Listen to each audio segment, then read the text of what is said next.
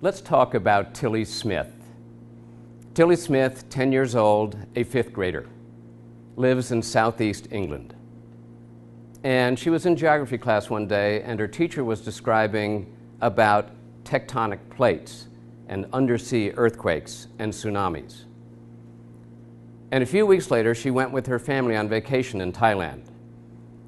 And they went down to the beach, and there were other families there spread out on the beach. And she noticed the water acting strangely. It was acting frothy. And what she said was that the waves were coming in and in instead of coming in and going out. And she recognized what she'd learned in geography class. And she went to her father and she said, "There's a tsunami coming." And he ignored her. And she went back a second time, and he brushed her off. And she went back a third time and got hysterical. And then it registered. And he went and talked to the guard and said, "We're leaving the beach." And the guard went and talked to the other families on the beach, and they all got up and left. And they started back to the hotel where they were staying. And as they got close to the hotel, the first of three gigantic mammoth tsunami waves started coming behind them. But they were close enough to the hotel that they got up to the second floor and they got up to the third floor, and those waves came in and crushed the swimming pool and everything on the first floor. But 100 people were saved. They called Tilly Smith, this 10-year-old fifth grader, the angel of the beach. And think about what a fantastic crisis manager she was.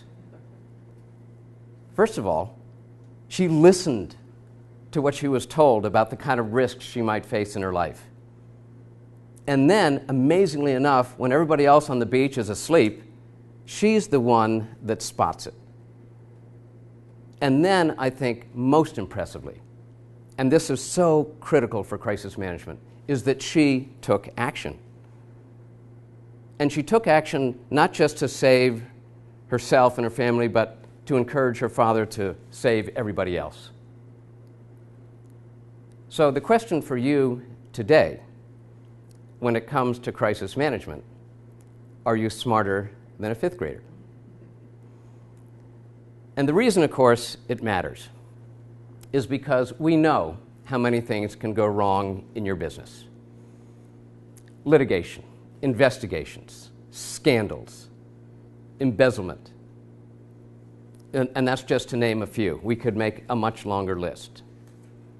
And in order to handle a crisis well, first thing you want to do is to see if you can prevent it from happening at all, of course.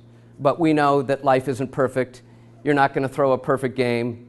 No matter how good you are, you're not going to prevent all crises. So the next step then, of course, is to prepare for a crisis, to respond to it when it comes up, and then to review and see, what do we do right here? What do we do wrong? What can we do better next time? And we know, we've been watching, right? We all watch over the past several years what happens when organizations and companies don't prevent, prepare for, and respond well to crises. Here's what we get. This is the CEO of Lehman Brothers, Dick Fuld. We recognize this from BP. We recognize the Toyota chairman dragged to Capitol Hill to explain the safety problems at Toyota. And of course, we know this way too well from this being something that seems relatively in our backyard.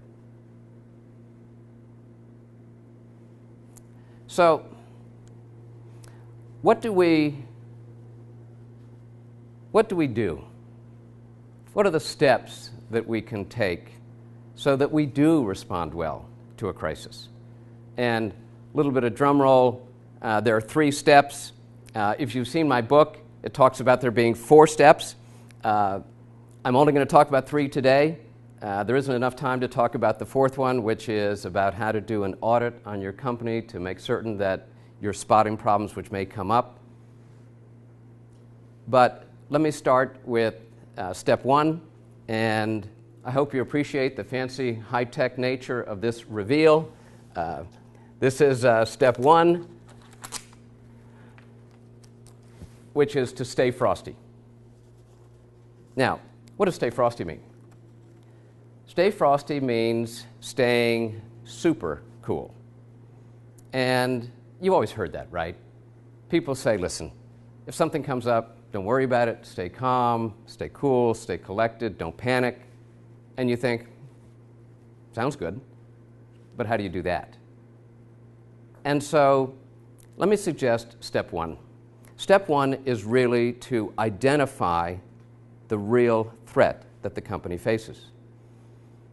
Well, let me give you an example. I represented a $20 billion investment firm, and it was the investment advisor to a bunch of rich folks who did tax shelters. Well, these tax shelters, you may have seen over the last 10 years, got under heavy-duty scrutiny from the IRS, from another regulator. There were 2 U.S. Senate investigations. There were 2 U.S. attorney investigations. The plaintiffs' bar went crazy. There were over 50 lawsuits, several of them class actions. And so you look at that and you think, oh my God, any one of those is a heavy-duty problem for this company.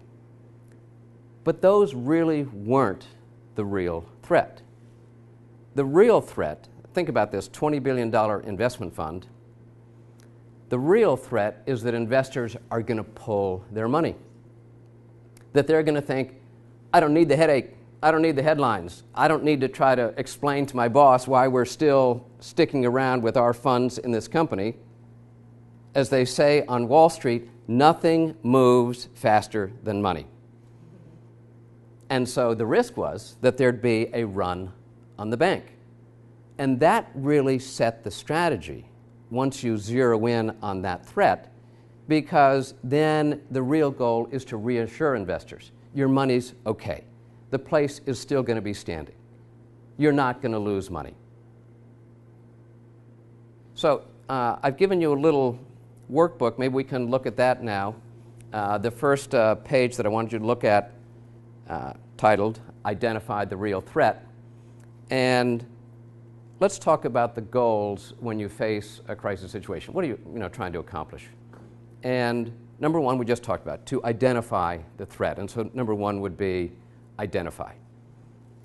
And number two would be isolate. Because one of the risks that any company runs is that when a crisis occurs, it's going to lose sight of everything else, that it won't continue to run its business. So a second step is to isolate and focus on this crisis, but not let it bleed over into everything else the company is doing.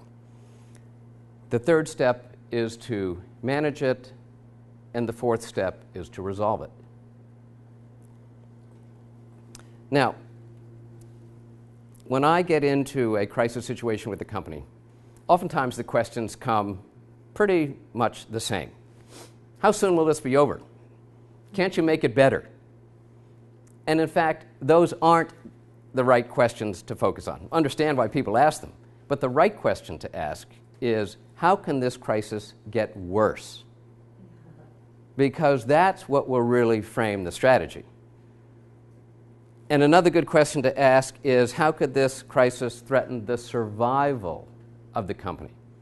Think worst case, not best case. Think worst case, and that will then frame what your goals are and how to respond. And another way to kind of get a sense of how much of a risk this situation presents is to think, okay, how could this hurt the company? And there are 5 blanks there, and it could hurt its reputation.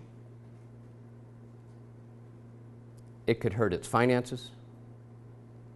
It could raise a legal issue. It could be an operational issue. Or maybe it's a health and safety issue. And if you, I don't know what the word is in the racing term, I was thinking trifecta, but that only covers 3. Whatever 5 would be, sometimes you might be able to cover all at once. Do they have 5-way bets in horse racing? They probably do. Right, there we go.